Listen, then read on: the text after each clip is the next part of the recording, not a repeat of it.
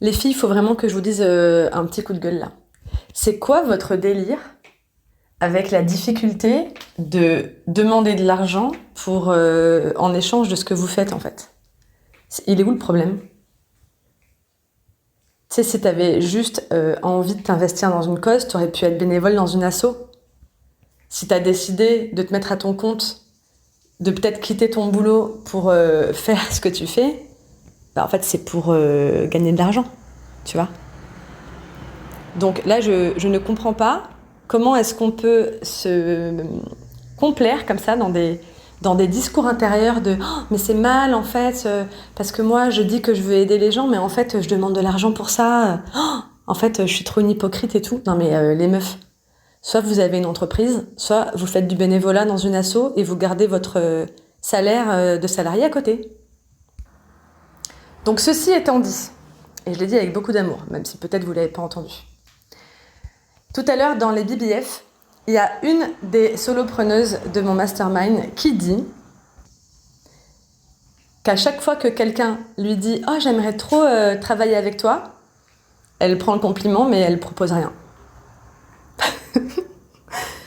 Donc la meuf a des gens en face d'elle qui lui disent « Ça a l'air trop bien ce que tu fais, j'aimerais le faire avec toi ». Et la meuf ne dit pas « Ok, vas-y, on en parle, tu vois ». Pourquoi ?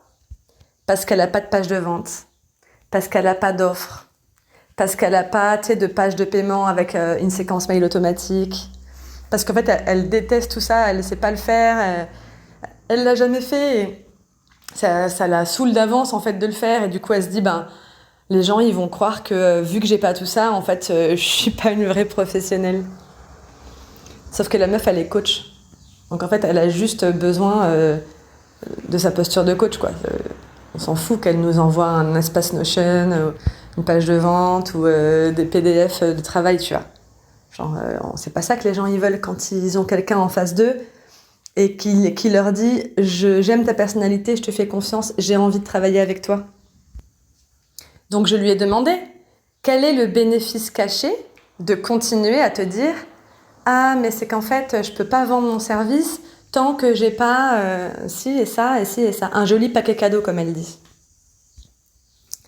Donc elle a réfléchi un petit instant et elle a dit ben en fait mon bénéfice c'est d'éviter d'être jugée ou d'être comparée aux autres personnes qui font mieux que moi entre guillemets, qui ont un plus joli emballage.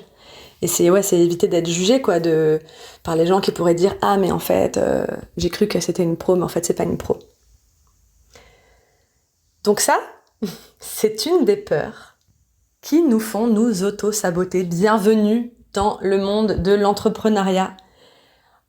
On a des peurs qui font qu'on est en auto-sabotage quasi permanent si on ne décide pas de regarder ces peurs pour ce qu'elles sont. Et pour ça, j'ai une image. C'était quand t'étais petite et que t'avais tellement la trouille qu'il y a un monstre ou un requin sous ton lit qu'en fait, tu restais sous ta couette et tu suais à grosses gouttes et tu disais « je peux pas bouger sinon je vais me faire bouffer ». Ben en fait, la seule façon d'être rassurée, en fait, c'est d'allumer la lumière et de regarder sous le lit et de te rendre compte qu'en fait, il n'y a rien. Ben là, c'est pareil. T'as peur, ça t'empêche de faire un truc, ça t'empêche de bouger. Ben, regarde ta peur, allume la lumière, regarde-la en face. Ah ok, peur, je t'ai reconnue. J'ai vu que en fait, j'avais peur d'être jugée, j'ai vu que j'ai peur d'être rejetée, j'ai vu que j'ai peur de pas y arriver, de pas de décevoir, Bon bref, tu m'as compris.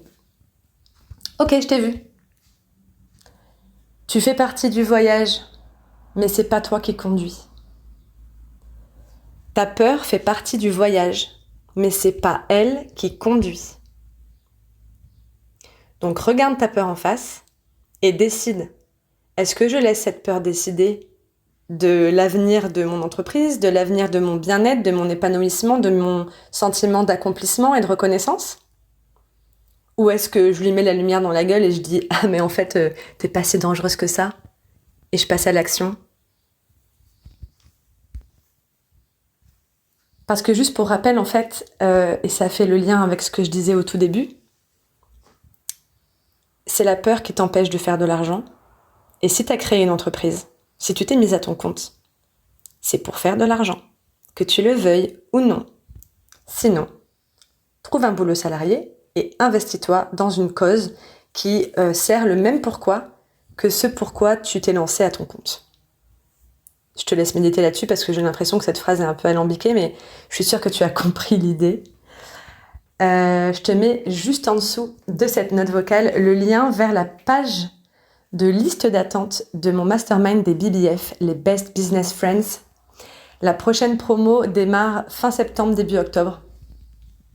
Et eh bien, tu as toutes les infos sur cet accompagnement de folie qui mêle coaching individuel et intelligence collective entre solopreneuses pour gagner en simplicité, pour développer un business aligné, pour ne plus jamais te sentir seule, brainstormer et voilà, te faire des copines business, quoi. Allez, je te dis à plus parce que j'ai encore plein de trucs à dire.